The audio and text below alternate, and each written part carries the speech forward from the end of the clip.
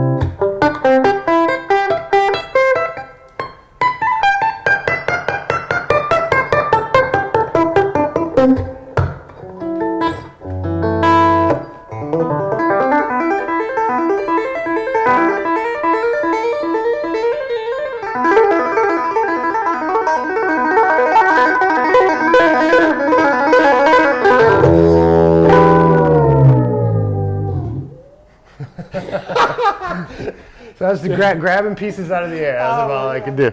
Jake Cinninger. Yeah, man. Good to see you. Appreciate it. My honor. I think I had a history of every guitar player a great guitar player that ever lived in that. I mean, it is like a bag of tricks, you know. It's like the larger record collection you have, the more you can access those little things, you know, all those forgotten about greats. Yes, you know? yes. So you came up in South Bend, Indiana? I grew up in southern Michigan, Niles, Michigan, which is right across the border from South Bend, Indiana. And yeah, nothing to do in those parts of America. So to stay out of trouble and jail, pick up the guitar. I was noticing all my friends were in trouble or in jail. So I was like, maybe I'll just stay in my bedroom and practice for a while. That's beautiful. Or it was corn detasseling, you know. So your parents had a large collection. Yes. Because you were too young to know any better, right? Yeah, and my parents were really young when they had me, like 19, 18 years old. Cool. So I was growing up with them. You know, they were kids having a kid. Mm-hmm. And from, you know, the flower power generation, you know, just blew open that whole mixed bag of music. You know, everything from, you know, John Lee Hooker, to Beethoven, to Zappa, to Mahavishnu Orchestra, to, you know, especially like stuff like Weather Report. Heavy Weather was a seriously influential record. When I heard Jaco Pastorius play, I was like, Dad, what is that sound? That's not normal. That's the bass guitar, son. I'm like, wow, I want to play the guitar like that. So I look for also players outside of the guitar realm for inspiration. A lot of drummers, bass players, keyboard players like Emerson, Lake and Palmer was a big tool on just composition. You know, how to really get outside of the box, get classically cool rock and roll compositions. No guitar involved, you know. So it's like I really pulled from that whole collection, and just they realized once I could not break the record player, we were all right, you know. You know, you can't do that. So once I could evenly put on a record at 3 and 4, that's when it started to open up. Oh, that's cool. And then I got my first drum kit at 4, and would put on like Fleetwood Mac Rumors, and that just got my quartz, you know. So I think being a drummer first, and a guitar player last, almost, it was like drums, keyboards, saxophone, bass guitar, and then the guitar came last. Oh, really? Because I realized it was the most expressive of the instruments. You could get all those, you know, quarter tones, microtones, shake, you know, scratch, you know, anything's kind of possible with the metal and wood. So I kind of went over and was like, okay, it's like the old classic saying, you can't serve two masters completely. So I kind of had to pick the path of the guitar and take what I learned from those other instruments and just sort of enveloped it inside of the guitar. Do you still play the drums? All the time. Oh, I probably really? play more drums at home than I do guitar. That is so cool. That is so Just cool. because it does keep like the center of my rhythm, you know, this left and right sort of thing, you know, to where one arm will get heavier than the other. It sort of balances that out. Do a lot of rudiments at home just to kind of balance out the right and the left hand. Any particular drummers that influenced you? Oh, yeah. Well, my first teacher was a guy named Eddie Knight, and he's this old Italian drummer, still teaches. He's like 85 years old, still teaches in South Bend. So by the time I was 7 or 8, I started taking really legit jazz training from him, where we just sat at a practice pad for 3 years and balanced out, you know, the right and the left hand. Then you can go to the drum kit. It's like the Mr. Miyagi sort of technique. But the rudiments. Yeah, yeah, and to learn how to play like a line drummer, you know, like those. And so I would take a lot of those particular patterns and just add it to the pick. So a drumstick is a macro movement and the pick is a micro movement, but they're related. So you can just.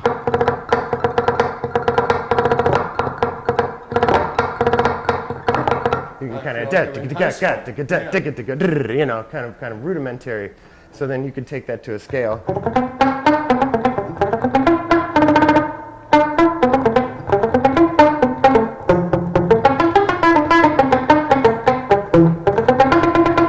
Very Al Di Meola. Or Chicoria. You know. Yeah, very much so, where you can hear the separation between the notes. So being a drummer as a kid really helped that hearing in between the notes, you know, like a tight snare. Yeah, you know? and music is two things, pitch and rhythm. Yeah, exactly. So if you get the rhythm down, you just have to worry about the guitar. Exactly. Right? Yeah. Well, even throw the pitch out the window. It's great. You That's know? true. That's true. It's okay. Yeah, you know? it is. Yeah. You got something new. But that's what people feel when they're at your concerts, exactly. right? I mean, it's well, and you know, you can really tell when a band isn't locking with the drummer. You know, it's very obvious to me when there's that too much humanism inside the music. You know, so we're definitely always trying to talk about the figures, like say a plunger. Right.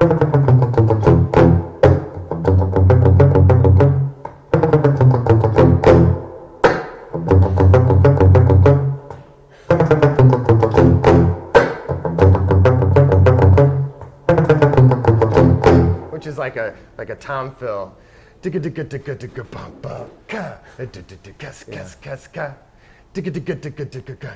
I'm like, when I wrote that, I was thinking like a drummer. So but are you thinking theoretically like time changes 6/8 over to 4/4, or are you just doing it? Yeah, a lot of times is you can have all this odd meter in place, but for it to feel like 4, I think is very important. We really try to lock in the sense of, if we do drift out, does it feel right? Does it feel too jagged? Let's work on maybe the drummer overlapping the time in 4 and the band is playing in the odd meter. So we still got that odd meter tendency, but it grooves. You know, very important if you ask me. Does your drummer ever get angry with you? No, he's the first guy to go, you know, well, we got to make it feel right. I do like the odd meter thing. Yeah, but thanks. I'll play him for you. You guys do your thing. You know, That's beautiful. That's beautiful. Yeah, it's fun. Common ground there. Common ground. Yeah. But that nucleus, you're right, is the bass and the drums, and then you guys, you know, you fill around it. Exactly. So you are really people. I hate to put people in boxes, but you're classified as a jam band, Umphreys McGee. Right. Which means you just go on and you're It's total improvisation with a structure Yeah, behind for it? sure. It's. I mean, it harkens back to what Grateful Dead and Fish obviously developed, but what we're doing is using our modern influences. Where when the Dead were doing it, they were influenced by bluegrass and jazz and played rock and roll. Fish obviously had the '70s radio rock with the jazz and the bluegrass. When our time came up to kind of bat, we had 9 Inch Nails. All these King Crimson things and like death metal, all these other influences that sort of came up onto the plate. Okay, what if we improv inside of these particular structures styles? or styles? Yeah. So we just kind of took where we were in the timeline of things, of rock and roll timeline, and just kind of picked up and left off. A lot of things, since Pony has a 5-string bass, drop B. Drop B, not drop. I'll like not during drop the it. show. Okay. Because it's Drop usually down to here, A, so you're So a lot of times we have these hand signals to where we can stop the band. Okay. So someone always has to be a shepherd and the rest has to be sheep. There can never be like 2 shepherds Right, in like sure. an improv directional sort of thing. So I'll do this and this will stop everyone in the band. We'll still keep the time going.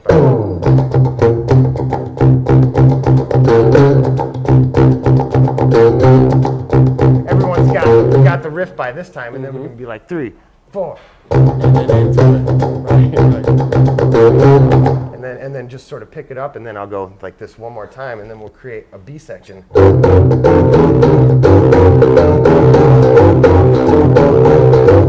I'll go back. So lean back. That means that we can bounce back between 2 sections, and it sounds very intentional, even though we're improvising. And that's the first time. Yeah, Very that's first like time. the first riff. And Yeah, that's in front of an audience. that's where the risk taking. That is risk taking. And I think that's kind of the ace up our sleeve in a way, that we have such big ears that we can like jump on someone's idea 4 bars after it's created. Have you ever screwed up and like stopped the song halfway? Usually it's like if it gets really bad, we definitely can't stop. It's just like just work through. This means set list. Okay. Right. So now we know. So Now there's a we lot know. of like over exaggeration with just eye contact and sort of our character in the moment, where most bands they use that ESP thing. We'll just use our ears and wait for the change to happen. No, we're just the opposite. We're like, yo, 3, 4, boom. So it's like we'd rather be obvious and safe. In that scary improv But setting. then you're bringing the audience into it as well, which is right. cool. It's like, real participation. They love to see that we're human too, that it's not all so You're calculated. above that. Yeah, Right, exactly. right. Now, when you opened up, I heard Joe Pastow, Farlow, Danny Gatton Totally. with the swells and the bends. And tell me about your influences and what got you to here. Well, I mean, I guess it's great to be in a band like Umphreys McGee because you can really exhaust all these guitar demons that might be inside. It's like you can actually try everything out and see what kind of works for you. And I just love the contrast between a player like David Gilmour, just playing like just the.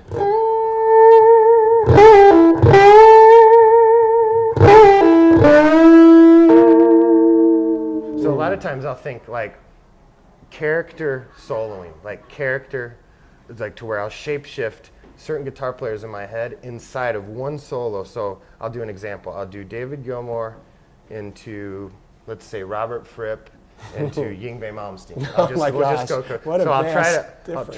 just improv a David into Robert Fripp into Yngwie. So I'll try to use those 3 in like a riff.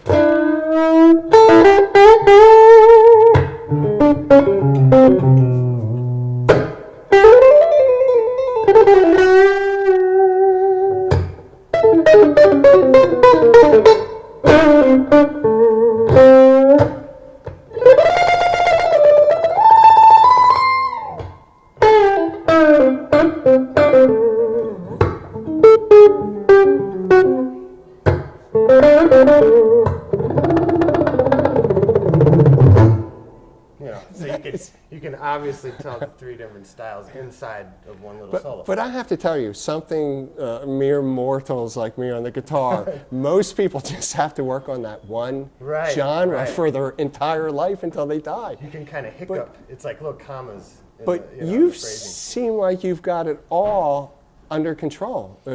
So yeah, it's just forcing it. A lot of it's like forcing the creation. A lot of artists are sort of pulled back from like, well, I'll mess up, I'll fall on my face. The idea is to just kind of be fearless and want it to happen, and it might happen. Right. It's a very quantum physics kind of approach to it.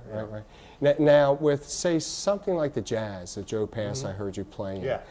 Did you study that? A lot of listening, and it definitely like learned like how to like my 251 stuff, and just the basics. But then I just kind of started using my ear, and it's almost like your hands are like little swimmers, right? And one guy's going to be farther ahead than the other, so all these combinations can be possible. So I just started playing around and just using my ear, going what I liked. I mean, I just realized that if I expanded the polyphony of things,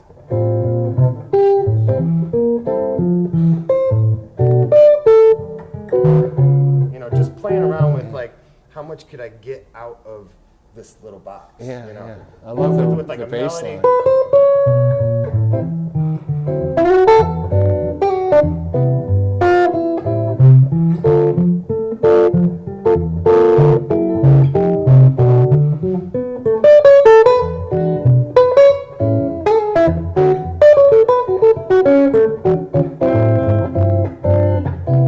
That's just kind of me improvising through what might sound good next. It's always kind of being one step ahead of yourself. Can I actually visualize and hear what's about to come next in resolution, tension? So it's almost just kind of a trick of resolution and tension, resolution and tension. Now, could you stop and say what you're doing theoretically? Pretty much. I mean, not that it matters. Yeah. I mean, I definitely know what chords I'm doing and what key I'm in and what mode I'm in. I think that's kind of like the main ingredients to kind of understanding how to play with someone else too. Well, when you were coming up and you picked up the guitar at what age? I started getting really serious around 11, 12 years old. Yeah. How many hours did you put into it? Well, I picked up the classical guitar first, so I studied for about 7 or 8 years with a guy named Jerry Zupko, and that, the Segovia scales, just really understanding the spectrum of the neck and what you could get out of it, and then that polyphony too, which is like piano-like guitar. It's like having two hands. And strictly without a pick, strictly classical and technique. I still grow the nails here because I like the sound, like the fat of the finger and the flick of the nail. And so it started with that, and just being so influenced by people like Al Di Meola, John Williams for classical guitar, just the real players. Early on I realized that these guys were above a lot of the other guys. Oh, sure. And I just would listen for hours and hours, and then go back and try to figure stuff out. I almost didn't try to learn stuff note for note. I wanted to kind of create my own style. So it kind of forced me out of trying to do things exactly like my favorites. I think that's a big no-no for someone who's trying to develop their style, is to sound too much like Trey. You're just too influenced that you really end up There's mimicking already the a style. Trey. Yeah. So a lot of, when I teach the guitar, a lot of people are like, man, I want to play just like you. I'm like, no. You're your own DNA and your own person. Sure, maybe use me as a tool, but you have your own feel and your own sound and your own fingers, Yeah. So that's one thing I realized. To even make it in this business, you got to have some sort of a fingerprint, Like when you hear Miles Davis, it's Miles Davis. Or Pat Martino. Yeah, or Pat Metheny, Right. You just know it's him with 5 or 6 notes. So I think that's the pinnacle to reach as a guitar player. And that's what I realized early on when I picked up the guitar. To really, do this thing that everyone wants to do, you got to have your own fingerprint. Yeah, you do. After classical, then what? Then electric came along? Yeah, I mean, I think about the same time I was getting into electrics. I mean, I was obviously totally into Randy Rhoads and Eddie Van Halen and Yeah, all all that stuff, great. you know. So, and that's where the whole like experimenting with, and the cool thing about Eddie is he really didn't know what he was doing half the time. It was just using the ear and instinct, you know, which is like a lot of those, you know.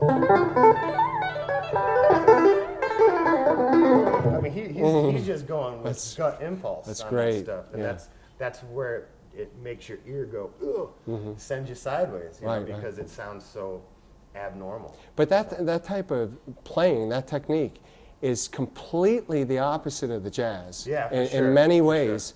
And yet, some people have to spend thousands and a million hours to get to that level where you are with that.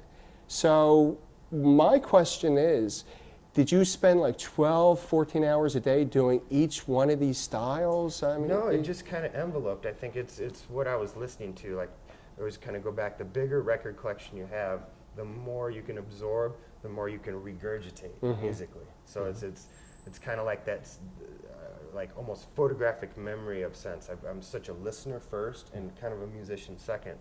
You know, I'm such a fan of music and a fan of everything. I love terrible music as much as I like the best stuff out there because it's got these human qualities, the imperfections. I love all those little things. That's beautiful. You know, and I think to be, you know, it's really easy to be talented and sort of narrow-minded about what you accept after a certain point. And I've just been so accepting just everything. Just let me hear it all, the worst of the worst, you know. I'd probably listen to more terrible music than good music, you know. Well, on the radio, there's not much choice. Not new terrible music. That's a whole thing, different terrible. You know, like not bad music, but like Sid Barrett solo stuff. It's just, I just love that stuff. Yeah. Gigolo, you know. Okay, so you studied classical, and then is it safe to say you're more self-taught with electric? Yeah, for sure. I think to be in a rock band, there's just so much of that shoot from the hip sort of mentality. You know, to break old patterns, but then still, does it sound classic? Does it sound appealable to people's ears? That's where that David Gilmour thing always works. Yeah, always. It's a soul. And you know, like I worked for years just on like feel, just one note. Stevie Ray Vaughan-isms, you know, it's like, man, when he would just hit one note, just like go right through your body. It's like, how did he do that? It takes people 20 years even to learn how to blaze fast. It's harder to just do that.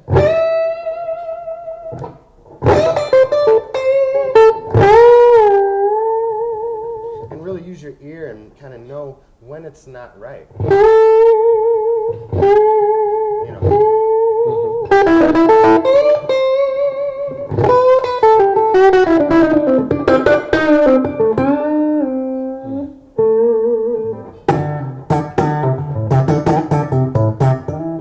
Vowels, inflections, consonants, you know, all these different things that make the guitar so expressive. It's not like a keyboard. Da, da, da, da, da, da, right, da, da. it's stuck. You've got all these playful little things inside of the note, you know, like Jeff Beck kind of stuff.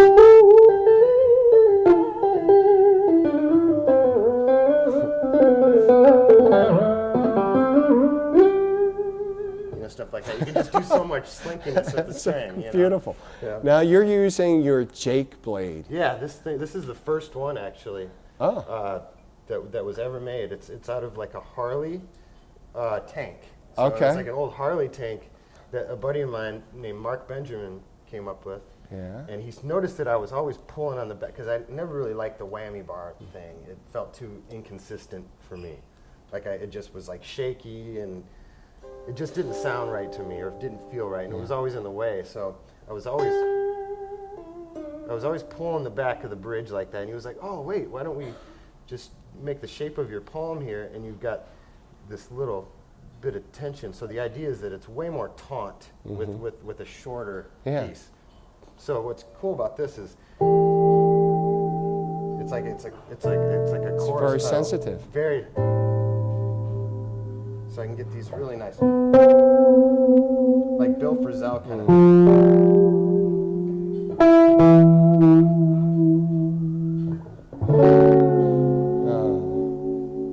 So I can get, instead of this faster waver that say a bar would give you, I can get these longer, in between, these longer wavers, and then also using the butt of the guitar here as a pressure, I can get some of these like Jeff Becky.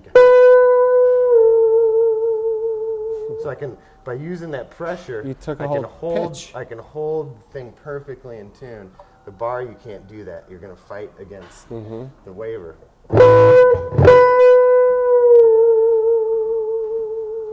So it's like just by using that pressure, I can hold it there perfectly.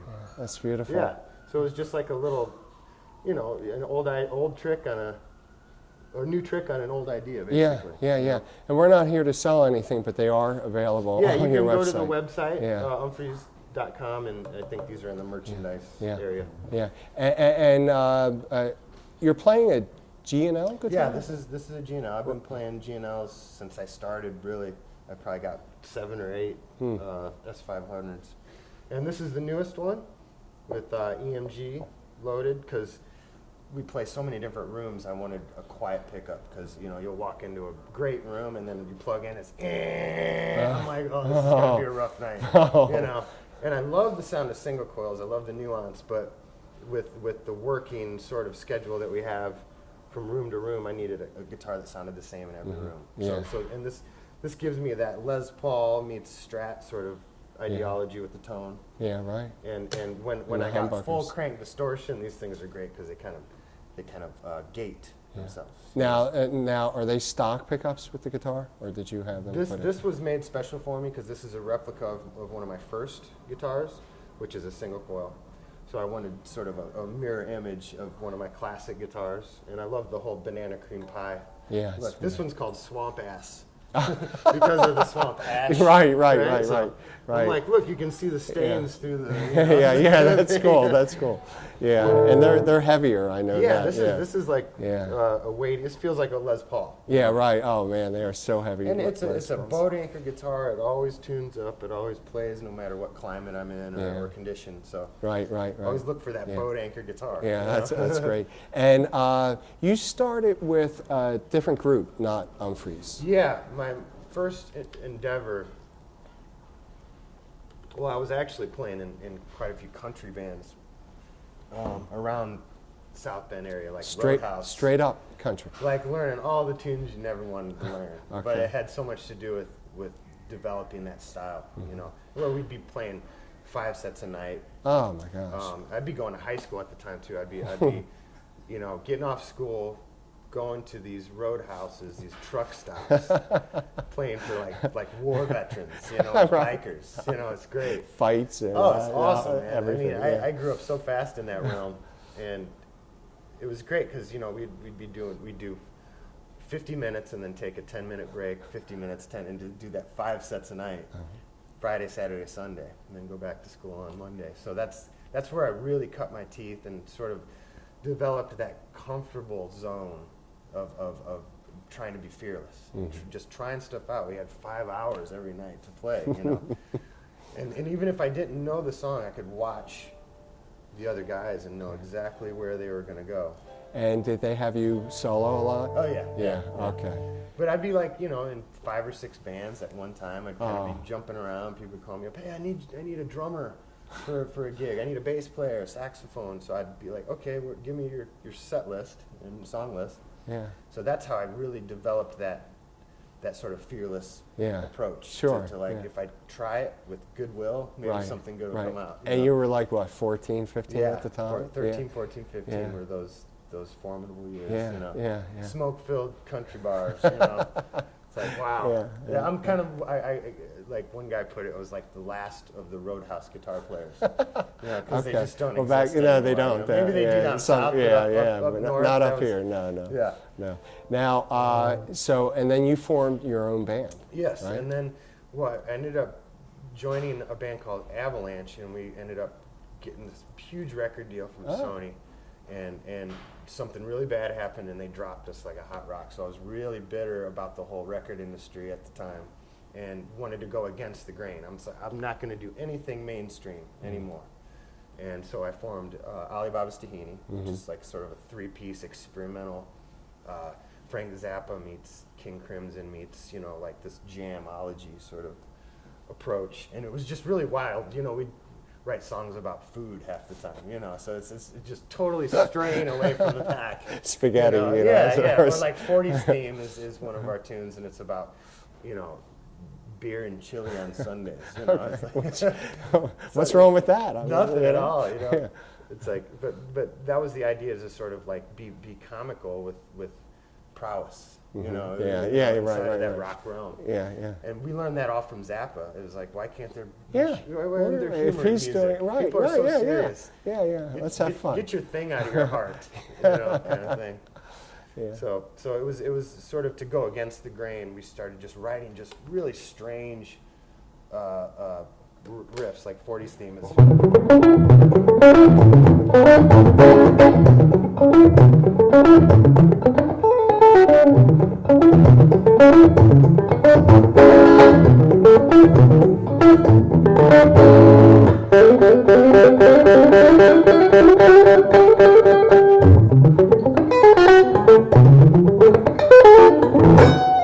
That'd be just like the first passage. That is just so great, though. I mean, and then you can groove behind it, you know. Right.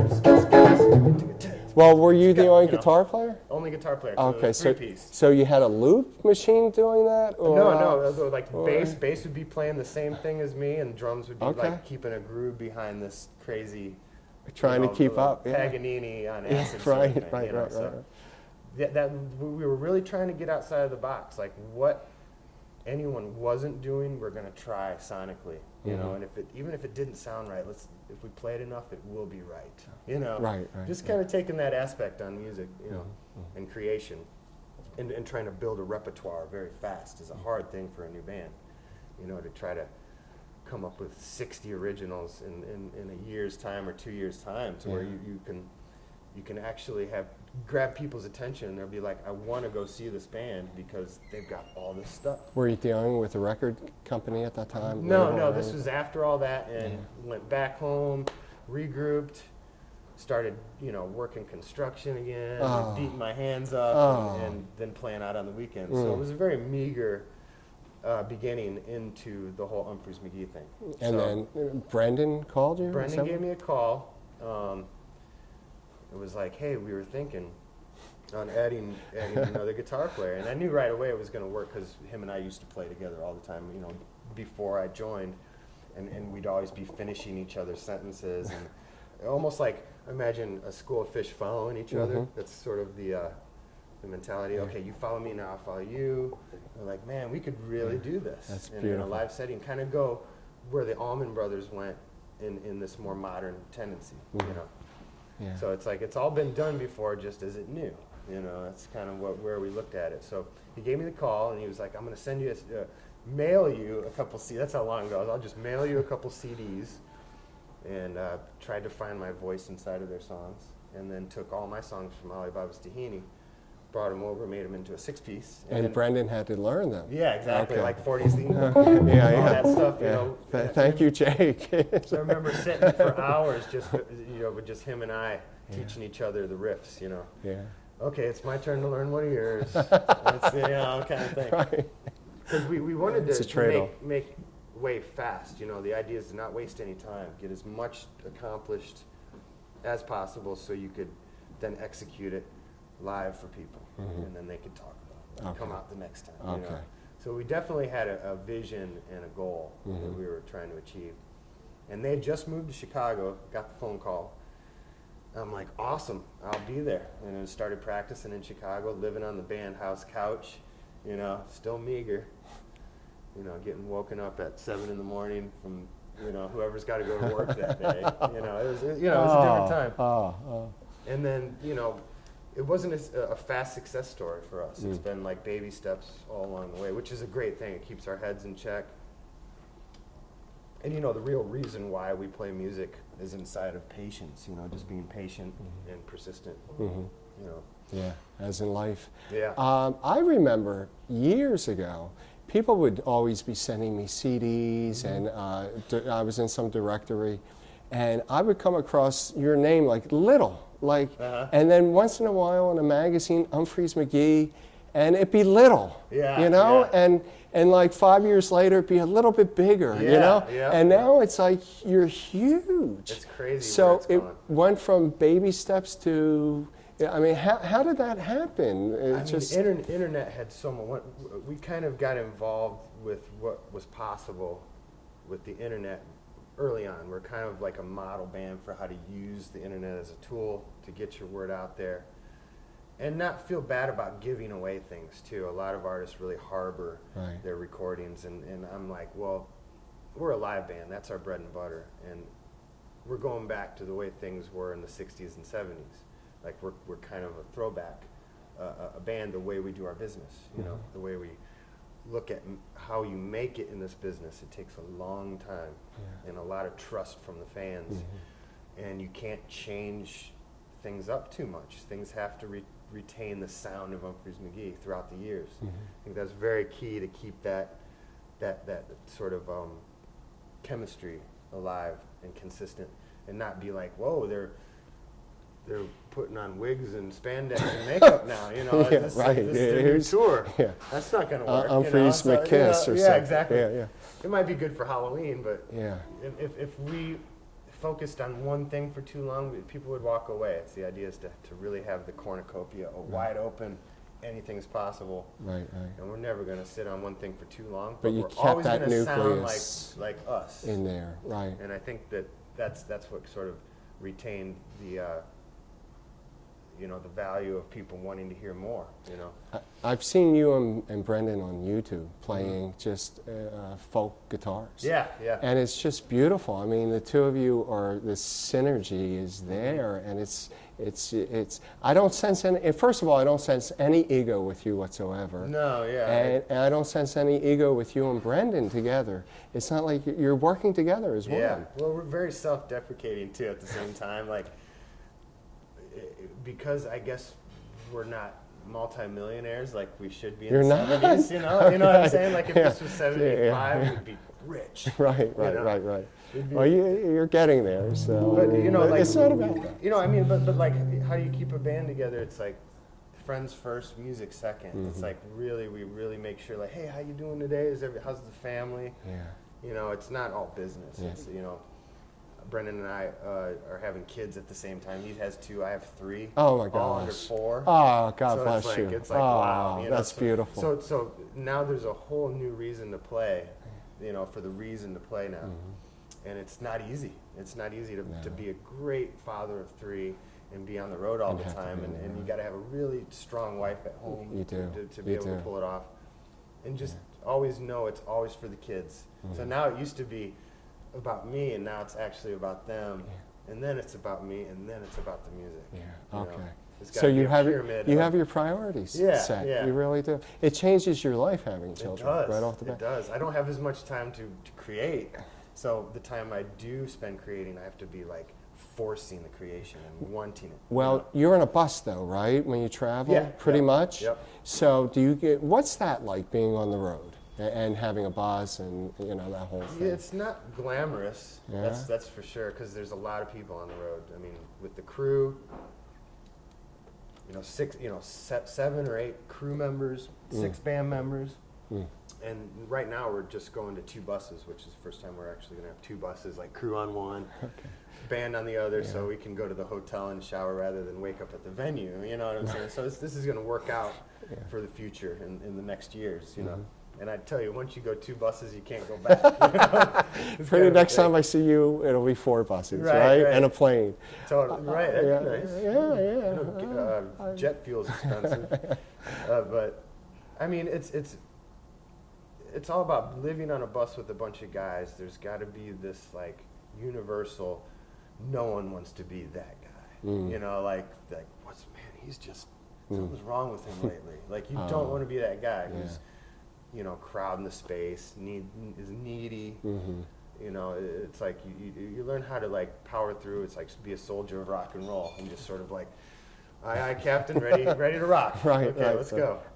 And going back to that, being friends first and then music second makes that living condition a lot more, you know, doable. Is there a structure in Umphreys McGee?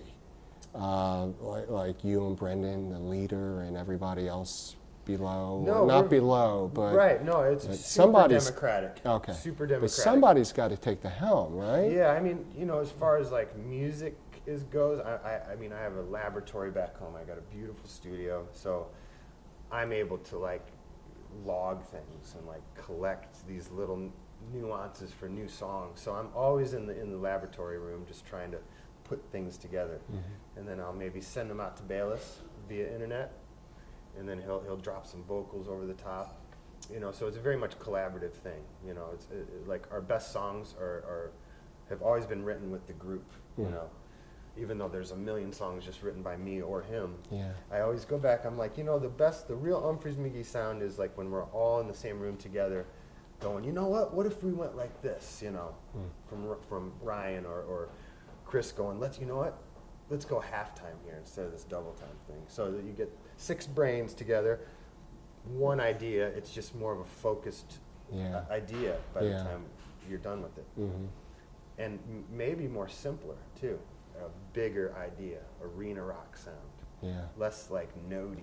Well, you're really getting to that arena. I mean, you're in town here in New York. We're at the Peter Mac studio. Yeah, the Beatles beautiful. Artist. I mean, come on, amazing. You know, it's beautiful. I know. I was calling my dad this morning. I was like, I'm going over to Peter Mac's place, and I'm like, cool. There's Ringo's piano over there. Can't believe it. Yeah, it's great. You know, I can't believe I'm here with you. It's beautiful. You know, it's beautiful. It's an honor. I mean, we're blessed. I mean, I think, you know, we're also kind of a spiritual band where like feeling good about what you do has a lot to do with the output. Yeah. You know? Well, you mentioned quantum physics earlier, and that's exactly. what like all that's about. For the right thing. And the synchronicity all happens from that. And when you're kind of in tune with that, things start to happen. They do. It's like a cycle that just, like a wheel that keeps turning. It has like perpetual motion, you know. And you're at the Beacon right now, which is Beacon. It's a great room. Now, there's something you're also doing. You're doing a couch tour, that's called? That's where we have like a 10-camera shoot where there's GoPros everywhere, and then there's moving cameras with folks down front, and the guy who edits it knows our music inside and out and knows exactly what we're thinking. So he knows us so well to where he can edit this stuff in real time, send it over the internet, and people can subscribe and watch every show from their couch. Wow, and that's edited and in real time. Yeah. That's insane. Yep, he's got a guy that's down front so he can zoom in on what I'm doing when I'm doing a solo. He knows right when everything's boop, bip, bop, bip, you know. So it looks great. It looks awesome. And then you get so it's HD, and then you get the HD audio too, straight from the board. So it's like you're really there. You know?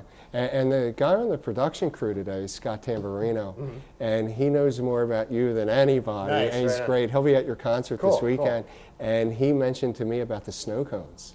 Yeah, the headphones and snow cones. I haven't heard about that before. Tell me about that. Well, definitely known for our 2-track live mixes, because we have a great front of house engineer. Chris Mitchell is just like a science wizard. I'm as much involved with time delay and microphone choice and microphone placement and all those things as he is. So we constantly bounce back and forth on how to get the most smallest details sounding better. You know, we're breaking up the tape measure, making sure we're phase aligned and everything. So it's very literal. So with this headphones and snow cones, you can get that 2-track sort of board mix. Right from the board. Right from the board, wireless pack, headphones, so you can walk around the venue. You know, if you got to go to the bathroom, you're not really missing anything. You got it right there. You know, so it's just don't put a GoPro on that, right? Right, for sure. But go to the loo. But it's just trying to use technology and being on just the edge of all the new things. Just like, let's try it out. Let's see if it works. And generally, it's a success, you know, if it's done right. And you played your 2000th show? Yeah, wow. Wow. It's amazing. Wow. That is amazing. It's a milestone, for sure. We'll wrap up. I know you have to go, and I know how busy you are, but I have to say, I call artists all the time, and Lindsay was so nice. Your group you deal with, it's like the synchronicity all came together. It's like a bunch of beautiful people that just work together. And we're just really proud of, you know, by having the wild card of like, we can do anything we want and still make it. Like, I'm in the best band for that. It's like, I feel so blessed for being able to actually, I don't have to fake it. I can like be exactly who I want to be inside of this band, and everyone else in the band can do the same. I want to mention Joshua Redman. Yeah. What happened there? You know, we reached out to him years ago, probably 6 or 7 years ago, and just we've gotten this great relationship with him. He came out 6 or 7 years ago, and we played the Bowery Ballroom, and I remember him just crunching all the songs and going, just whatever you want me to play on, just let me know. And he did his homework and showed up, and we were like, wow. You know, he's got all these guitar riffs figured out for sax, you know. It's which like is Charlie not the easiest thing to do, you know. It's nor the opposite, you know, horn players are jealous of guitar players jealous of horn players, you know, because those boxes just look so easy for us, so hard for a horn player, you know. So you got to appreciate that. And he I remember him saying the reason why he liked doing this is that it gets him outside of the box, like the Brecker brothers. Yeah. Like, those guys could play with rock bands. He's like, you know what? I kind of miss that sort of, like, you know, really putting my nuts behind the note. And I don't really get to do that in the jazz realm. So this is where he can kind of break outside of his box and play like some of his old heroes, you know, too.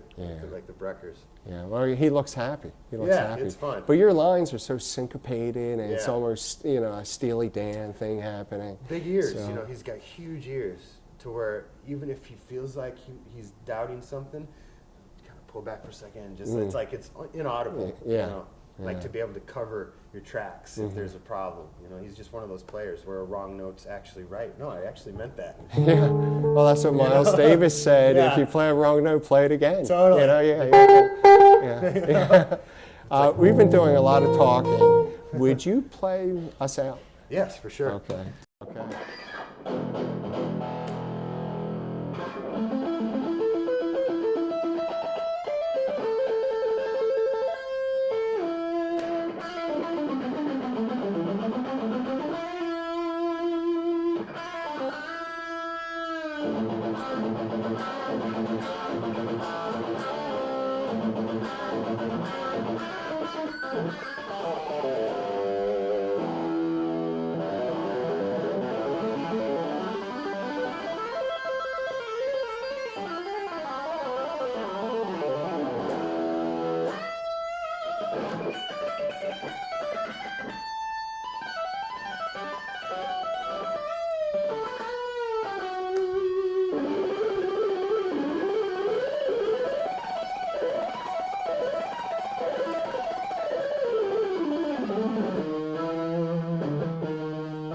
Wrong note right now.